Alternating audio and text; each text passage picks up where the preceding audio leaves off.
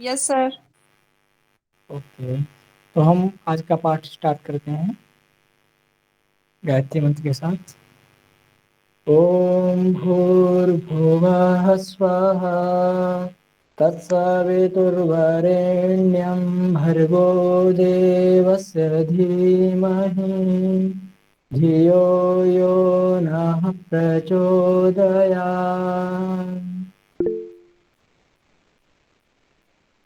हरिओम। चलिए हम आज का पाठ स्टार्ट करते हैं।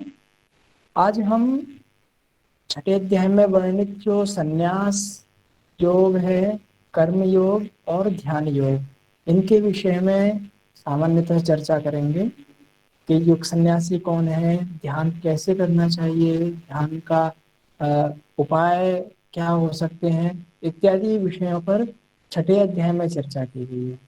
तो आप सभी श्रीमद् भगवद गीता का छठा चैप्टर खोल लेंगे। ठीक है, हम पाठ स्टार्ट करते हैं। क्या कह रहे हैं भगवान श्री कृष्ण? अनाश्रितः कर्म फलम कार्यम कर्म करोति यः स सन्यासी च योगी च न निरग्निर्न चाक्रियः। अर्थात इसमें सन्यासी कौन हो सकता है, योगी कौन हो सकता है, इस विषय में भगवान श्री कृष्ण बता रहे हैं कि अनाश्रितः, अनाश्रित अर्थात आश्रय रहित, जिसने आश्रय नहीं लिया है। न आश्रितः, अनाश्रितः, जिसने आश्रय नहीं लिया है। पुनः इसके बाद प्रश्न होता है, शंका होती है कि किसका आश्रय नहीं लिया है। तो भगवान श्री कृष्ण कह रहे हैं कर्म फलम, अर्थात जो व्यक्ति कर्म तो कर रहा है परंतु कर्म फल का आश्रय नहीं ले रहा है, अर्थात कर्म फल की आकांक्षा नहीं कर रहा है ना। तो कर्म फलम अनाश्रित, कर्म फल की आसक्ति को छोड़कर कार्यम कर्म करोति है। यह जो व्यक्ति कार्य कर्म अर्थात जो करणीय कर्म है, काम्य कर्मों से अतिरिक्त जो कर्म है, उनको क्या है, करोति करता है ना। जो व्यक्ति कर्म फल की इच्छा को त्याग करके जो कार्य कर्म है, करणीय कर्म है, करने योग्य कर्म है, उनको करता है।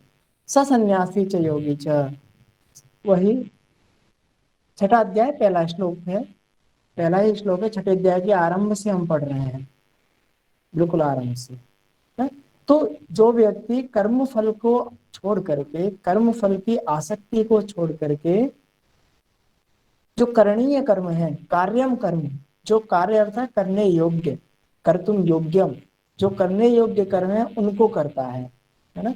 तो भगवान श्री कृष्ण कह रहे हैं स सन्यासी च योगी च, तो वह व्यक्ति क्या है, सन्यासी है और वही योगी है। फिर क्या है कि न निरग्नि न चाक्रिय, केवल ऐसा व्यक्ति जो क्या है, जिसने अग्नि को त्याग दिया है। अब जानते होंगे संन्यास धर्म में जाने पर यज्ञ आदि को सन्यासी व्यक्ति त्याग देते हैं। तो यहाँ पे निरग्नि अर्थात जिसने अग्नि इत्यादि का त्याग कर दिया है, अग्नि का त्याग कर दिया है। तो केवल निरग्नि ही अर्थात जिसने अग्नि का त्याग कर दिया है, और चाक्रिय, जिसने अपनी क्रियाओं का त्याग कर दिया है, ऐसा ही व्यक्ति सन्यासी नहीं होता है। भाव यह है कि हमारे धर्म में ऐसा होता है कि जो सन्यास ग्रहण करता है वह व्यक्ति अग्नि, जो अग्निहोत्री इत्यादि होते हैं, इनका त्याग देता है, इनको नहीं करता है वह व्यक्ति, सन्यासी व्यक्ति। तो भगवान श्री कृष्ण कह रहे हैं कि जिसने केवल अग्नि को त्याग दिया है अथवा अपने कर्मों को त्याग दिया है, वही सन्यासी नहीं होता है। वह व्यक्ति भी सन्यासी होता है जिसने अपने कर्मों के फल को त्याग दिया है, कर्म फल की जो आसक्ति है उसको त्याग दिया है ना।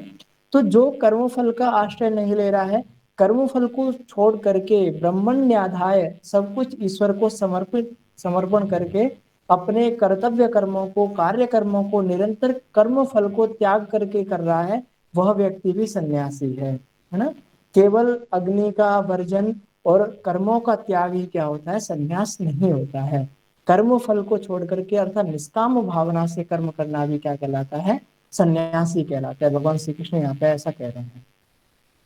आगे फिर क्या कह रहे हैं कि यम संन्यासमिति प्राहुर्योगम तम विद्धि पांडव, न ह्यसन्यस्त संकल्पो योगी भवति कश्चन। कि यम संन्यास मिति प्राहु, जिसे संन्यास कहते हैं, है ना। अर्थात सामान्य दृष्टि से हम जिसे संन्यास कहते हैं, अर्थात समपूर्वक अच्छी प्रकार से न्यास अर्थात कर्मों को त्याग देना। हम सामान्य रूप से जिसे संन्यास कहते हैं, योगम तम विद्धि पांडव, जो योग होता है कर्म योग, कर्म योग अर्थात कर्म फल की आसक्ति को छोड़ करके, कर्म फल की इच्छा को छोड़ करके निरंतर निष्काम भावना से कर्म करना, यह भी क्या होता है, संन्यास ही होता है ना।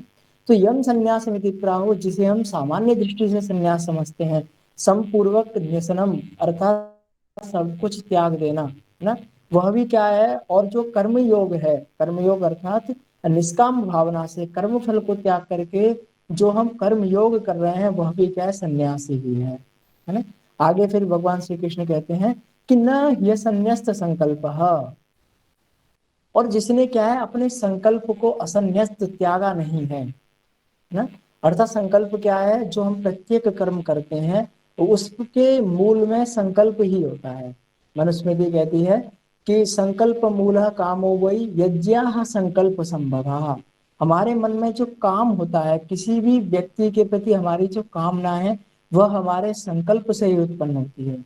हम सर्वप्रथम संकल्प करते हैं किसी चीज को पाने का, किसी भी कर्तव्य को करने का, और उसी से उस कर्म के प्रति हमारे मन में कामनाएं और चेष्टाएं उत्पन्न होती हैं। आगे और भी कहा गया है, यद्यद्धि कुरुते कर्म तत्तत् कामस्य चेष्टितम। और हम पुनः संकल्प से काम उत्पन्न होता है, अर्थात हमने पुनः किसी भी चीज को पाने का संकल्प किया, उससे उस वस्तु के प्रति हमारे मन में क्या होता है, कामनाएं उत्पन्न होती हैं। और फिर मनुस्मृतिकार कहते हैं कि यद्यद्धि कुरुते कर्म तत्तत् कामस्य चेष्टितम। अर्थात हम जो भी प्रत्येक कर्म करते हैं, वह कामनाओं का ही चेष्टा होती है, प्रत्येक काम वासना के कारण ही हम क्या करते हैं, कर्म करते हैं। तो यहाँ पे क्या कह रहे हैं, असन्यस्त संकल्प, जिसने अपने संकल्प को नहीं त्यागा है। अब संकल्प नहीं त्यागा है अर्थात कामना बची हुई है, और कामना बची हुई है अर्थात उसमें आसक्ति बची हुई है। और आगे ही अभी भगवान श्री कृष्ण ने कहा था कि जिसने कर्म फल को त्याग दिया वही सन्यासी है। तो आप बात को जोड़ने का प्रयास कीजिए। तो जिसने अपने संकल्प को असन्यस्त अर्थात त्यागा नहीं है, ऐसा न योगी भवति कश्चन, कोई व्यक्ति ऐसा योगी नहीं हो सकता है जिसने अपने संकल्प को त्यागा नहीं है। अर्थात यदि संकल्प को नहीं त्यागा है तो उसमें काम वासनाएं अवशिष्ट हैं, और यदि काम भाव अवशिष्ट है तो पुनः उसमें फलासक्ति आसक्ति भी अवशिष्ट ही होगी। तो जिसने अपने संकल्प को त्याग दिया है, संकल्प मूल है सभी कामनाओं का, तो यदि संकल्प को त्याग दिया है तो सब कुछ छूट जाएगा। तो जिसने अपने संकल्प को नहीं त्यागा है, ऐसा व्यक्ति योगी नहीं हो सकता है। आगे क्या कह रहे हैं कि आरुरुक्षोर्मुनेर्योगम कर्म कारणमुच्यते, योगारूढ़स्य तस्यैव समः कारणमुच्यते। अर्थात आरुरुक्षो, जो क्या है, योग पथ पर आरुरुक्षु है, जाना चाहता है, चढ़ना चाहता है, योग पथ पर जाना चाहता है। ऐसा व्यक्ति जो योग पथ पर चढ़ने का इच्छुक है, उसको प्राप्त करना चाहता है, ऐसे मुनिर योगम कर्म कारणम उच्यते। ऐसे योग में आरूढ़ होने की जिनकी इच्छा है, ऐसे मननशील पुरुष के लिए योग की प्राप्ति में जो निष्काम भाव से कर्म करना है, वह क्या होता है, कारणभूत बनता है। यदि हम सामान्य व्यक्ति हैं, हम यदि योग को प्राप्त करना चाहते हैं, योगी होना चाहते हैं, तो हमारे लिए सर्वप्रथम सीढ़ी क्या होगी, हम कर्म करें।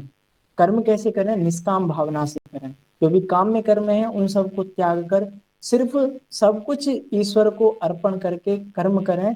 तो ऐसा निष्काम भाव क्या होता है, हमें योग पथ पे आरूढ़ करने में कारण बनता है, सहायक बनता है ना। अर्थात सर्वप्रथम सीढ़ी है निष्काम भाव से कर्म करना। और पुनः आगे क्या बता रहे हैं, योगारूढ़ से।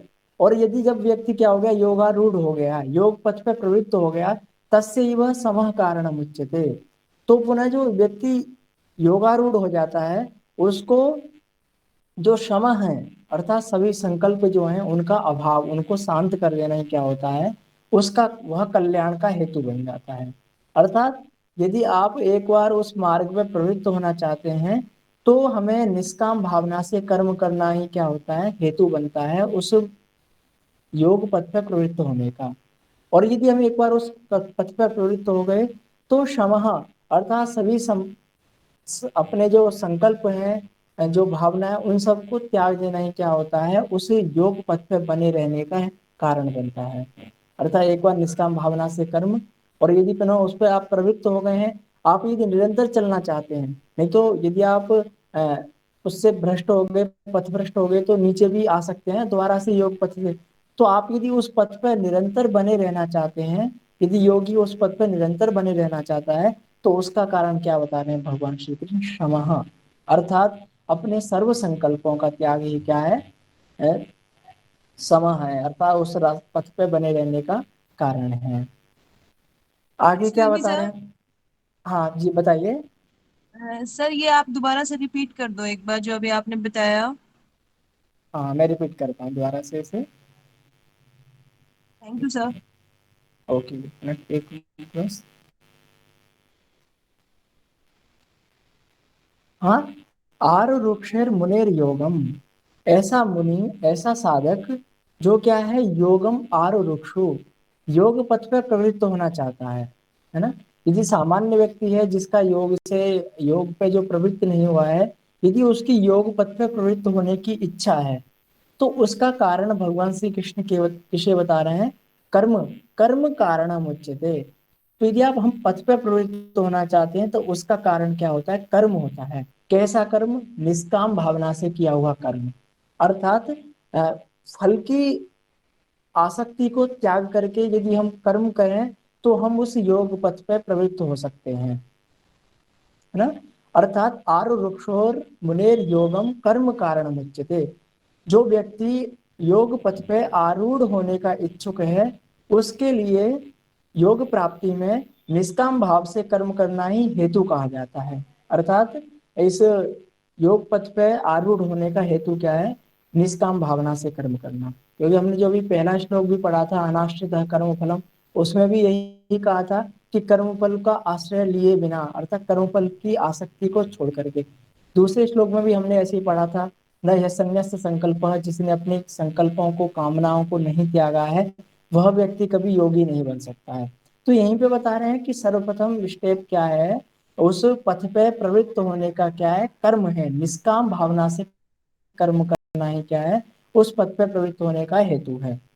और पुनः क्या बता रहे हैं, योगारूढ़ से तस्यैव क्षमः कारणमुच्यते। और यदि हम उस पथ पे प्रवृत्त हो गए, योगारूढ़ हो गए हैं, प्रथम अवस्था क्या थी, हम उस योग पथ पे आरूढ़ होने के इच्छुक हैं, तब हेतु बताया कर्म को। और यदि हम योगारूढ़ हो चुके हैं, तो योगारूढ़ से तस्यैव, वह जो व्यक्ति योग पर आरूढ़ होना चाहता था, यदि वही क्या हो गया, योगारूढ़ हो गया है, योग पथ पे प्रवृत्त हो गया है, तो उसका हेतु क्या बता रहे हैं, क्षमः कारणम उच्यते। क्षमा अर्थात सभी संकल्पों का अभाव, अर्थात अपने समस्त कर्मों का जो संकल्प है, उस संकल्प को मैंने आपको बताया था कि संकल्प से ही क्या होते हैं, हमारी सभी कामनाएं उत्पन्न होती हैं। संकल्प मूल कामो वै यज्ञा संकल्प संभवा, अर्थात जो संकल्प है उस संकल्प को भी त्याग देना। प्रथम अवस्था में हमें फल को त्यागना है, और द्वितीय अवस्था में यदि हम उस योग पथ पर निरंतर बने रहना चाहते हैं, तो हमें जो संकल्प है, जो कामनाओं का उत्पत्ति स्थल है, संकल्प है, प्रत्येक कर्म को करने से पहले हम संकल्प लेते हैं, उस संकल्प को भी त्यागना पड़ेगा। अर्थात संपूर्ण रूप से कर्मों का, कर्म फल का त्याग करना पड़ेगा। तभी हम क्या होते हैं, उस योग पथ पे योगारूढ़ हो सकते हैं, योग पथ पे बने रह सकते हैं। समझ में आया? Yes sir. ओके आगे चलते हैं फिर हम।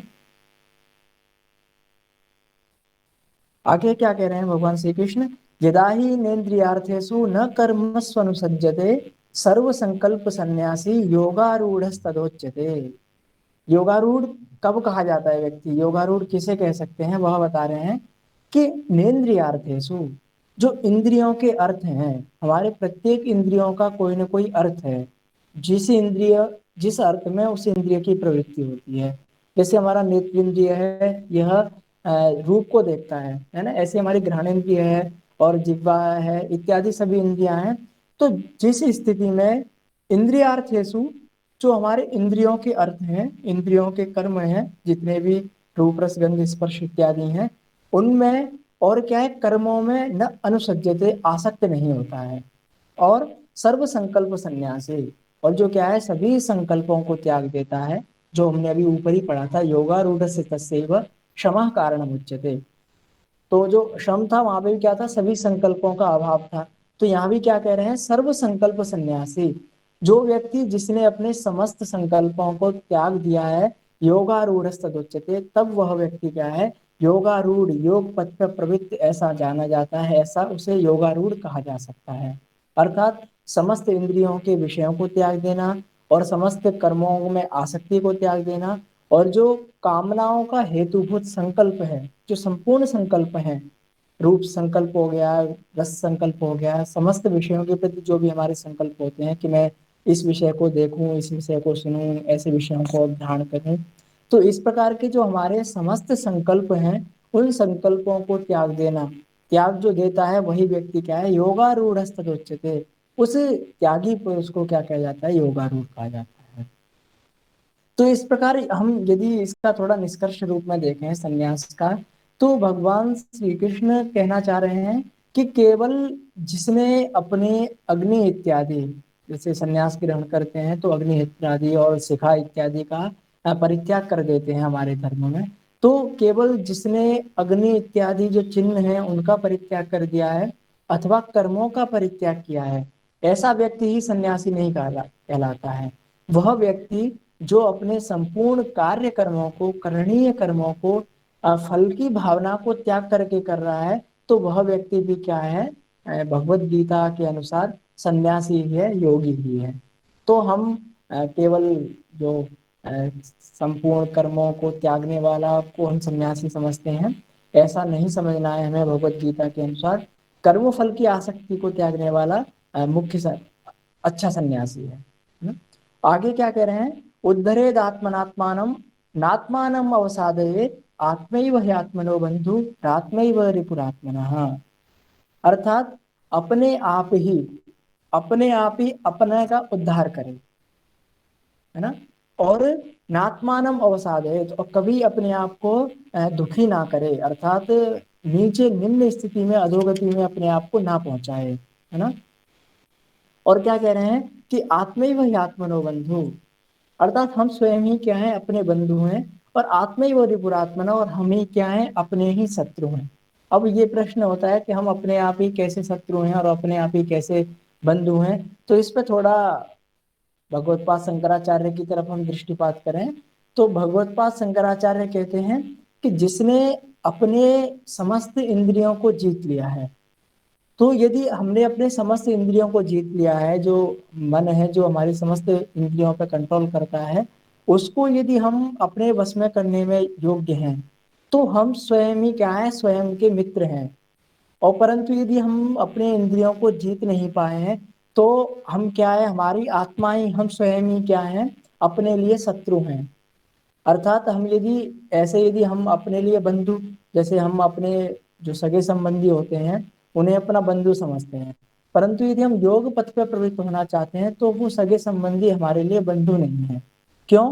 क्योंकि यदि हम उन्हें अपना सगा संबंधी मान रहे हैं तो हमें उनके प्रति कोई ना कोई भावना अवशिष्ट है, और ये जो भावना है, आसक्ति है, इसके रहने तक उस योग पथ को प्राप्त नहीं किया जा सकता है। तो ये जो सामान्य लोक में दृश्यमान हमें जो दिखाई देने वाले जो सगे संबंधी हैं, योग पथ के लिए ये हमारे सगे संबंधी नहीं है ना। पुनः कौन सगे संबंधी है, तो भगवत गीता कहते हैं कि आत्मैव ह्यात्मनो बंधु, हमारी आत्मा ही क्या है, हमारा बंधु है, मित्र है। क्यों? यदि हम अपने मन को क्या कर लेते हैं, अपने बस में कर लेते हैं, क्योंकि कहते हैं कि मन एवं मनुष्याणाम कारणम बंध मोक्षयो, कि जो मन है वही क्या है, बंध के प्रति और मोक्ष के प्रति कारण है ना? यदि आप मन को अपने वश में कर लेते हैं, मन आपके अनुसार चल रहा है, तो आप मोक्ष प्राप्त कर सकते हैं। और यदि आप मन आपका,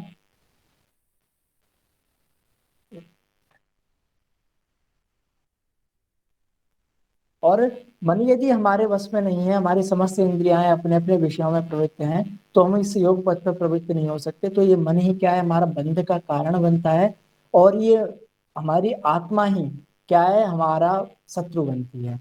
तो आप समझे होंगे शत्रु मित्र किस दृष्टि से है। इस दृष्टि से है कि योग पथ पर प्रवृत्त होने के लिए हमारी जो इंद्रियां हैं यदि वो हमारे वश में है, तो ऐसे जो जीवात्मा है वही क्या है, हमारा मित्र बनता है, हमारा बंधु बनता है। हमें उस योग पथ में प्रवृत्त होने में सहायता करता है, और बंधु क्या करता है, हमारी सहायता ही करता है। और यदि हम अपनी इंद्रियों को बस में नहीं कर पाए हैं, तो हमारा जीवात्मा ही क्या है, हमारे लिए शत्रु रूप है। आगे क्या है, बंधुर, जो मैंने आपको ये विषय बताया है, वही विषय अब अगले श्लोक में भगवान श्री कृष्ण स्पष्ट करते हैं कि बंधुरात्मा मनस्तस्य येनात्मैवात्मना जितः अनात्मनस्तु शत्रुत्वे वर्तेतात्मैव शत्रुवत्। ठीक है, कि ये आत्मना आत्मना जितः, जिसने अपने आप के द्वारा अपने आप को जीत लिया है, अर्थात वही मैंने जो आपको बताया था, समस्त इंद्रियों पे कंट्रोल कर लिया है। तो ऐसी आत्मा ही क्या है, आत्मा की बंधु होती है। बंधु आत्मा आत्मनः तस्य, बंधु मतलब ऐसी आत्मा ही हमारी आत्मा की बंधु है। किसके लिए, ये आत्मैव आत्मनाजितः, जिसने अपनी आत्मा के द्वारा अपने आत्मा को जीत लिया है, अर्थात समस्त इंद्रियों को जिसने जीत लिया है, ऐसी जीवात्मा ही हमारे लिए क्या है, बंधु है ना। और अनात्मनस्तु शत्रुत्व, और जिसने अपनी आत्माओं को नहीं जीता है, जिसके इंद्रियां कंट्रोल में नहीं है, तो ऐसा वो क्या है, शत्रु है, और उसके प्रति शत्रुवती व्यवहार करना चाहिए। अर्थात जिस प्रकार हम शत्रु का दमन करना चाहते हैं, ऐसे ही हमें बलपूर्वक अभ्यास पूर्वक क्या है, अपनी इंद्रियों का नियंत्रण करना चाहिए, है ना। तो ये क्या कह रहे हैं कि बरते आत्मेव शत्रुवत, तो ऐसे आत्मा के प्रति हमें क्या है, शत्रु की तरह व्यवहार करना चाहिए। अर्थात उन्हें बलपूर्वक समस्त विषयों से हटा करके केवल मात्र उस ईश्वर के प्रति, भगवान के प्रति नियुक्त करने का प्रयास करना चाहिए। तो इसके बाद हम थोड़ा सा दो श्लोक, तीन श्लोक छोड़ देते हैं। इसके बाद हम ध्यान योग की थोड़ी प्रक्रिया पे चलते हैं। यही प्रक्रिया क्या है कि ध्यान योग कैसे करना चाहिए, ध्यान की स्थिति क्या होती है, आसन कैसा होता है, इत्यादि के विषय में हम चर्चा करेंगे। श्लोक संख्या 10वां श्लोक, इसी अध्याय का 6 चैप्टर का 10वां श्लोक, कि योगी युंजीत सततम आत्मानं रहसे स्थित एकाकी यत चित्तात्मा निराशीर परिग्रह, कि अर्थात योगी ध्यान कैसे करे, है ना, ध्यान योग भी है। कैसे करे, तो इसमें क्या बता रहे हैं, रहस्य स्थित, रह बोलते हैं एकांत को, तो एकांत में स्थित होकर के, किसी भी, जैसे हम देखते हैं हमारे ऋषि मुनि क्या होते थे, पर्वत कंदराओं इत्यादियों पे चले जाते थे, किस लिए, कि वो एकांत चाहते थे, और एकांत बहुत जरूरी है ध्यान योग के लिए, है ना। तो एकांत, रहस्य स्थित था, एकांत में स्थित होकर के, यत चित्तात्मा, जिसने अपने चित्त को और आत्मा दोनों को क्या है, यत था नियंत्रण में कर लिया है, निराशी ही, और जिसने क्या है, आशा रहित, जो क्या है आशाओं से रहित है, और अपरिग्रह, संग्रह से रहित है, और जो एकाकी अकेला है, ऐसा योगी क्या है, आत्मानम युंजीत, अपने आत्मा को क्या है, परमात्मा में निरंतर लगाए। तो हमें ध्यान योग में क्या करना है, कैसे हम ध्यान योग कर सकते हैं, उसमें बता रहे हैं कि एकाकी अर्थात अकेला, और यत चित्तात्मा, अपने चित्त को, हृदय को, अंतःकरण को और आत्मा को यत अर्थात अपने नियंत्रण में रख करके, जो समस्त इंद्रियां और मन इत्यादि हैं उनको नियंत्रण में रख करके, और निराशीर अपरिग्रह, अर्थात अपरिग्रह आपने पढ़ा होगा, किसी भी वस्तु का एकत्रीकरण न करना, अर्थात समस्त वस्तुओं से जो लालच लोभ हो सकता है उसे संपूर्ण त्याग करके अपनी आत्मा को क्या है, उस परमात्मा में लगाने का प्रयास करें। इसके बाद स्थान इत्यादि कैसा होना चाहिए वह बताते हैं भगवान श्री कृष्ण। शुचौ से प्रतिष्ठाप्य स्थिरमासनम आत्मनः, नात्युत्थितम नाति नीचम चैलाजिन कुशोत्तरम, कि अर्थात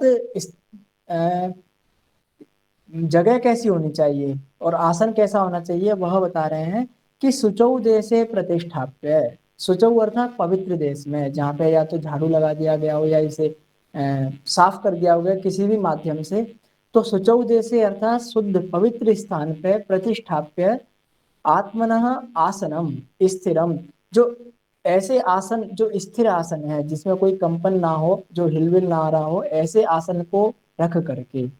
और जो कैसा होना चाहिए, नात्युच्छ्रितम, जो क्या ज्यादा ऊंचा नहीं होना चाहिए, ज्यादा ऊंचा भी होगा तो भी क्या होता है, वो योग साधना को डिस्टर्ब करता है। और नाति नीचम, नीचा भी अर्थात ज्यादा नीचा भी नहीं होना चाहिए।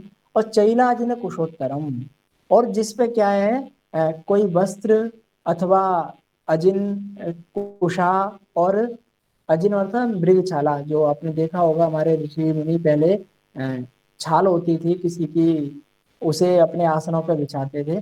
तो उस आसन के ऊपर वस्त्र और मृगछाला और कुश इत्यादि बिछा हुआ हो। तो इस प्रकार के आसन को जो क्या हो, ना तो ज्यादा ऊंचा हो, अर्थात ज्यादा ऊंचा होगा तो भी बैठने में दिक्कत हो सकती है, और ज्यादा ही सर्वथाई ऐसा ना हो कि बहुत ही ज्यादा नीचा हो।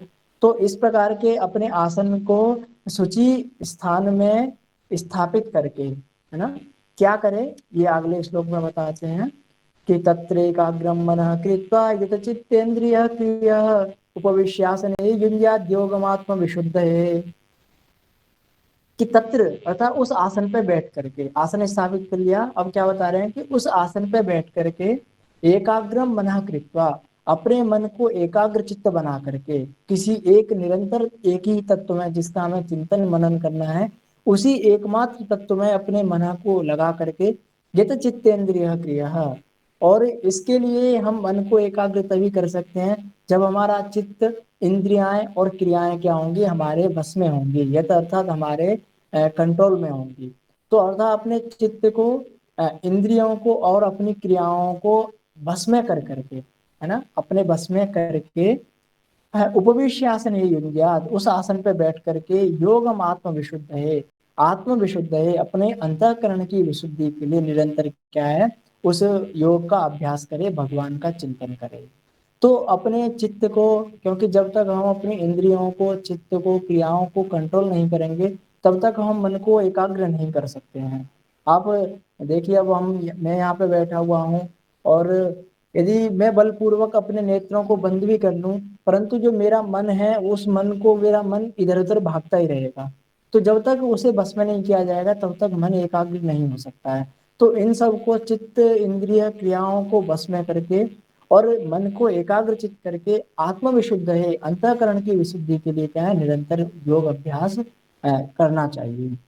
क्योंकि अंतःकरण की विशुद्धि अत्यंत आवश्यक है। आपने वेदांत सार पढ़ा होगा, उसमें भी कहते हैं ना कि निरंतर जो साधक होता है, अहम ब्रह्मास्मि इत्यादि का जो गुरु से तत्वमसि इस प्रकार का उपदेश दे देते हैं, तो वह निरंतर अहम ब्रह्मास्मि का चिंतन करता है। तो अहम ब्रह्मास्मि इस चिंतन के द्वारा उसके अंतःकरण की समस्त जो अज्ञान है वह नष्ट होता है, और उसके द्वारा ही उसमें क्या होता है, चित्त, अंतःकरण में अहम ब्रह्मास्मि, मैं क्या हूँ, उस ब्रह्म स्वरूप ही हूँ, इस प्रकार की अनुभूति होती है। तो अंतःकरण की संशुद्धि, विशुद्धि बहुत ही आवश्यक है।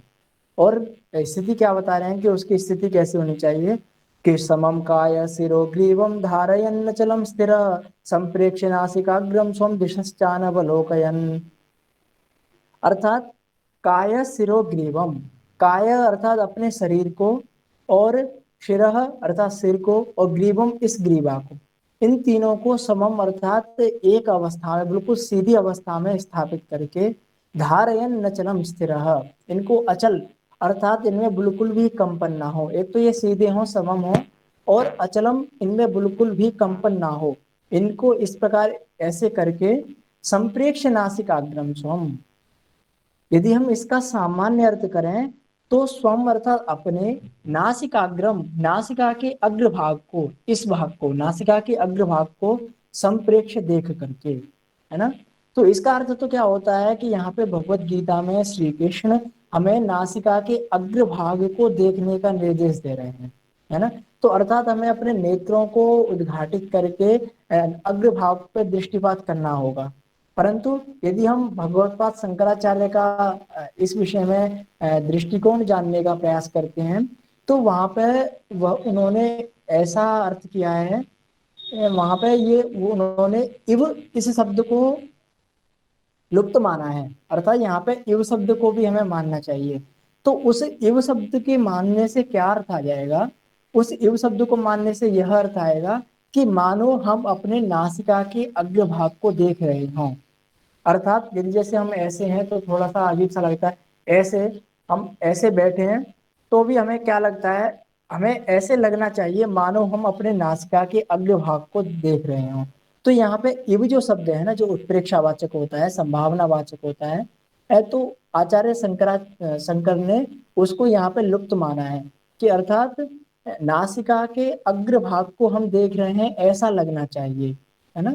तो मानो नासिका के अग्र भाग को, अपनी नासिका के अग्र भाग को देखते हुए दिशश्चानवलोकयन्, और जो समस्त दिशाएं हैं जो भी हैं, पूर्व पश्चिम उत्तर उदित इत्यादि, उनको अनवलोकयन, न देखते हुए, है ना।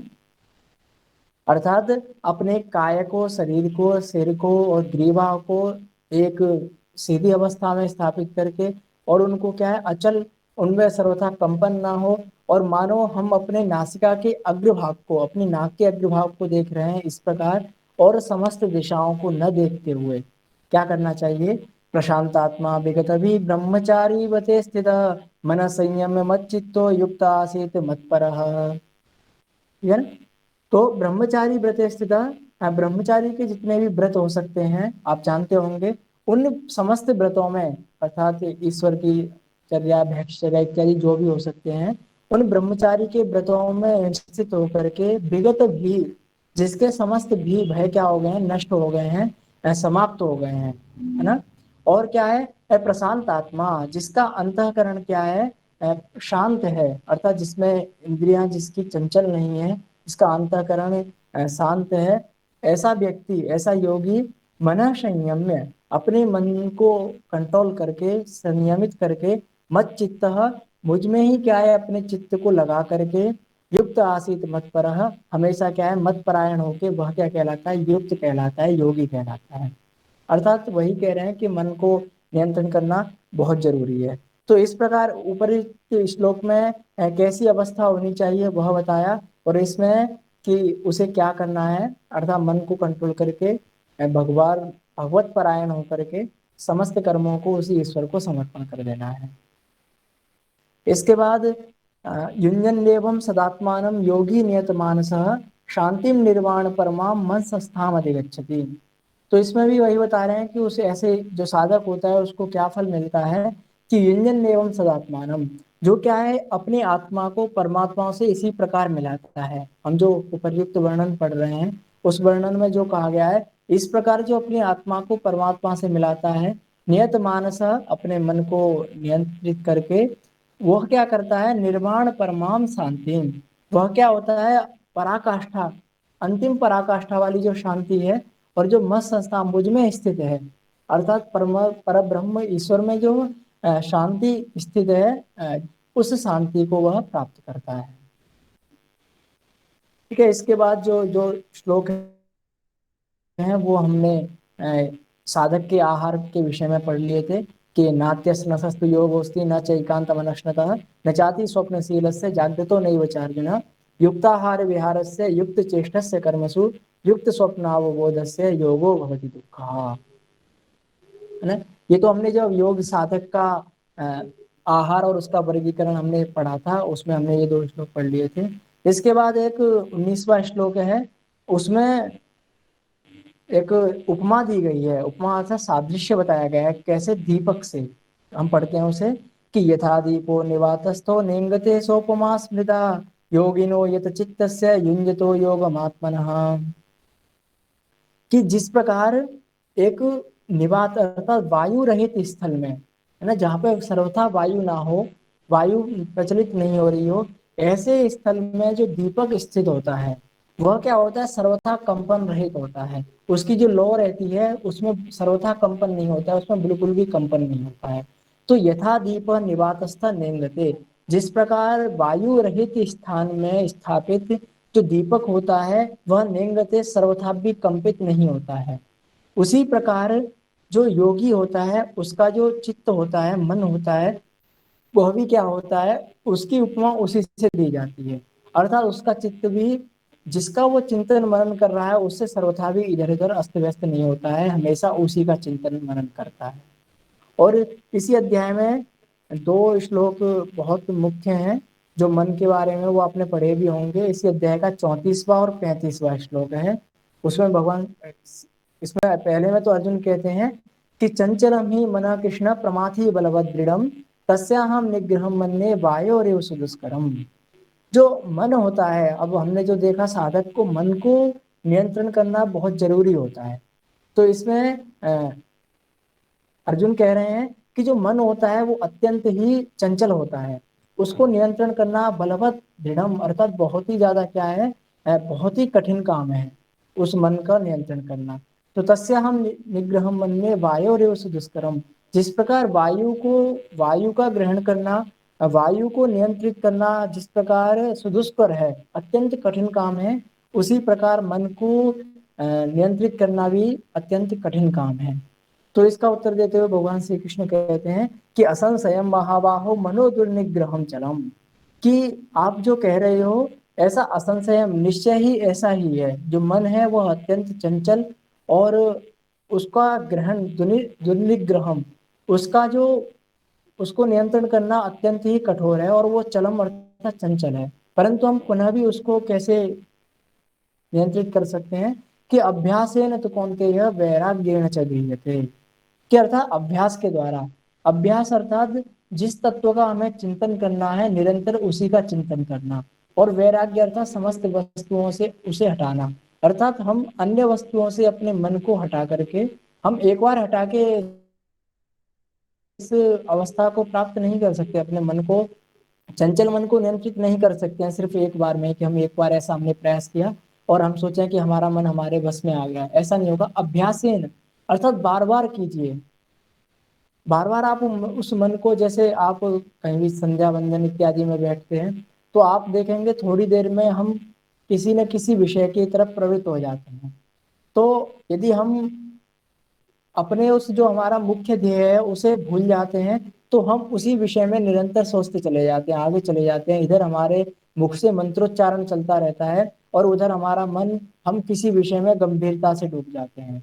परंतु हम, यदि हम अपने विषय के प्रति जो हमारा मुख्य ध्येय है हम उसके प्रति यदि जागरूक हैं तो हमारा मन थोड़ा, हाँ मतलब चंचल होने के कारण वो इधर उधर जाएगा, तो वो उधर उधर जाए तभी हम उसे क्या करें, अभ्यास बार बार उसी विषय पे जिसका हम चिंतन मनन कर रहे हैं, ईश्वर संध्योपासना कर रहे हैं, उस पे ही उस मन को लाने की कोशिश करें। पुनः वह जाता है फिर लाने की कोशिश करें, और अभ्यास से तो सब, तो इस प्रकार अभ्यास और वैराग्य के द्वारा हम अपने मन को क्या कर सकते हैं, अपने आत्म नियंत्रण में ला सकते हैं। ठीक है, तो इस प्रकार हमने ये पढ़ा।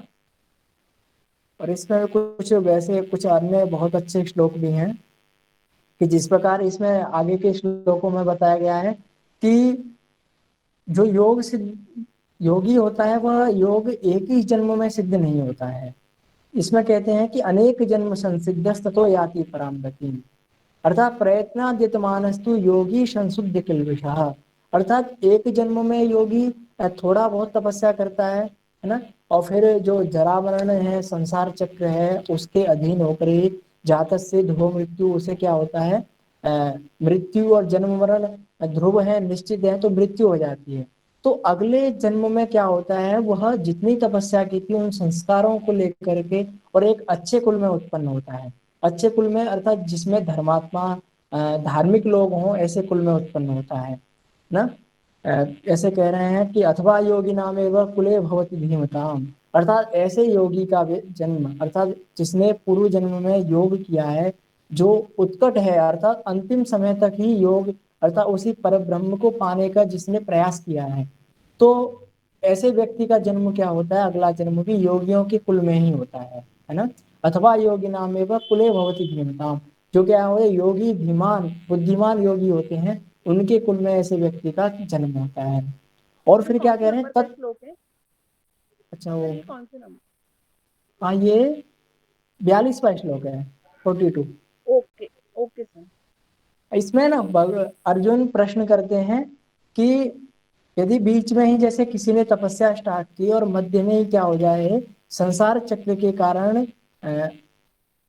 संसार चक्र के कारण मरण हो जाए, है ना, तो फिर उस योगी का क्या होता है कि क्या वह फिर अगले जन्म में कैसी योनियों को प्राप्त करता है। तो इसमें श्री कृष्ण समझाते हैं कि वह व्यक्ति क्या होता है, अथवा योगी नाम एवं कुले भवति धीमताम, ऐसे व्यक्ति का जन्म क्या होता है, बुद्धिमान योगियों के जन्म कुल में ही होता है।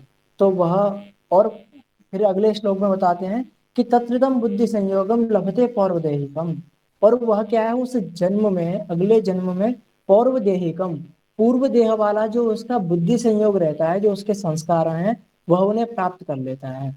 अर्थात उसने परब्रह्म की प्राप्ति के लिए जितने उपाय किए थे पूर्व जन्म में, वह क्या है, उन संस्कारों को क्या करता है, उन संस्कारों से प्रभावित होकर पुनः ही उस परब्रह्म की प्राप्ति में लग जाता है ना। और पुनः मैंने जो श्लोक बताया 45वां जो है कि प्रयत्नाद्यत मानस्तु योगी संशुद्धि किल्बिषः, और इस प्रकार वह जन्म जन्मांतर में प्रयास करता हुआ, यतमानः प्रयास करता हुआ, संशुद्ध किल्बिषः, जिसके समस्त पाप क्या हो जाते हैं, नष्ट हो जाते हैं, अनेक जन्म संसिद्ध, वह अनेक जन्मों में संसिद्ध होकर के, युक्त होकर के क्या है, ततो याति पराम गति, वह पराम गति को, जो अंतिम ध्येय है हमारा सभी का, उस परम ध्येय को अर्थात मोक्ष कह सकते हैं, पर ब्रह्म की प्राप्ति कह सकते हैं, उसको प्राप्त कर लेता है। तो इस प्रकार इस अध्याय के लास्ट में कुछ इस प्रकार के यह बताए यह संन्यास, कर्म, ध्यान योग, और अंत में कि योग